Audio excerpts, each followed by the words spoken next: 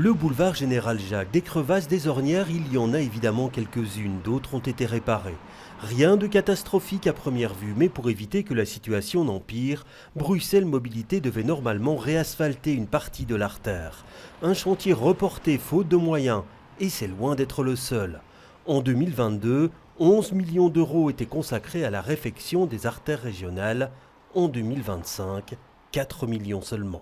La situation budgétaire de la région est en difficulté. Ça fait qu'on regarde partout comment est-ce qu'on peut faire le même avec moins d'argent, aussi sur la gestion des voiries.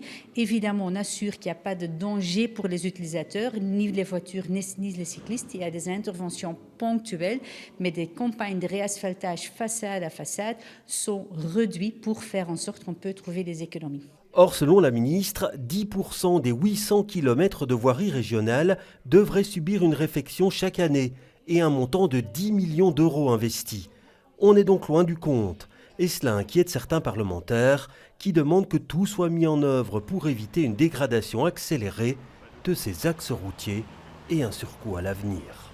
Il risque d'y avoir un engrenage si on attend ad vitam aeternam, donc dès qu'il y a une faille sur nos voiries, de pouvoir les réparer très rapidement. Cela évitera justement que les dépenses n'augmentent sur un plus long terme.